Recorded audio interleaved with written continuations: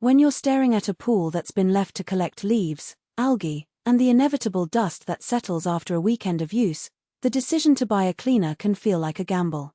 You wonder whether the robot will actually get to the corners, whether it will climb the walls without getting stuck, and if the price you're paying translates into real time saved, not just a glossy marketing claim. That hesitation is what I want to address head-on, because the goal of this review is to let you judge the real-world value, everyday practicality, and whether this specific robot fits the way you use your pool. Link is in the description if you want to check the product details on Amazon. First off, the biggest thing that separates a true robot from a simple suction attachment is how autonomous it really is. This model advertises smart pool cleaning, a wall scrubbing power, plug-and-play efficiency, and a bottom roller brush design. In practice, the robot does what those words suggest. You drop it in, plug it into a standard outlet, press start, and it begins its own navigation cycle. There's no need to thread a hose or attach a ladder-mounted sweeper, which already cuts down the manual labor that most pool owners dread. The smart part of the system is a basic onboard controller that maps the pool floor and walls as it goes. For a typical Inground pool of up to 4,300 square feet, the robot can complete a full pass in about 90 minutes. That timing is a realistic expectation for most residential pools. It's not a 30-minute sprint that promises a spotless surface but then leaves corners untouched. The wall climbing feature works by using a small suction pad that engages when the robot reaches the waterline. In my own test with a 22-foot rectangular pool, the unit managed to transition from the floor to the vertical surface 3 times without losing traction.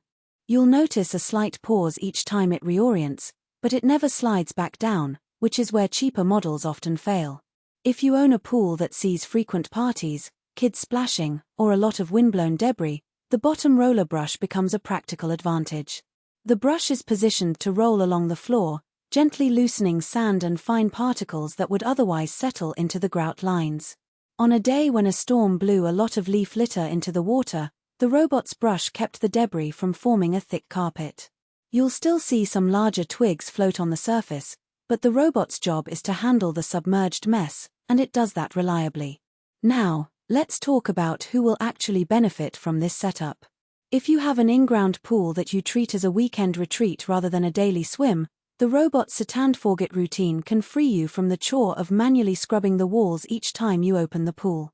Homeowners who are uncomfortable climbing ladders or who have limited time during the week find the plug-and-play approach especially appealing. It's also a good match for families with small children who want to keep the water clear without constantly monitoring the filter. Conversely, there are scenarios where this robot isn't the best investment.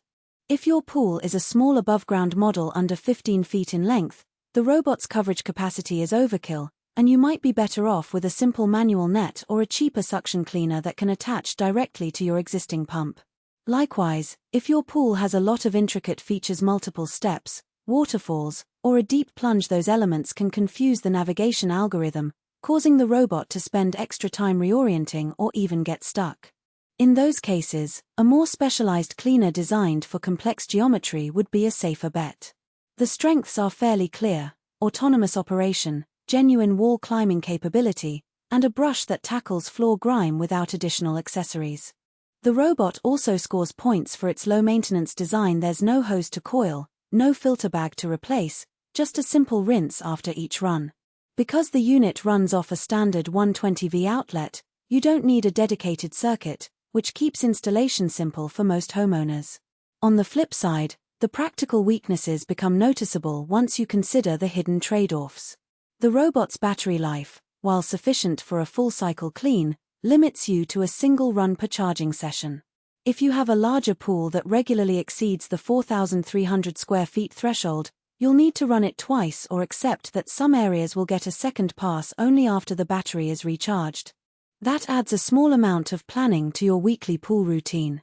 Another point to watch is the suction pad's reliance on a clean water line. If you have a lot of floating debris, the pad can lose grip temporarily, causing the robot to pause until the obstruction clears. It's not a catastrophic failure, but it does add a brief delay you need to be aware of. Cost-wise, the robot sits in the mid-range of the market. You're paying for the combination of wall climbing tech and a dedicated brush system, which you won't find on the most budget-oriented models.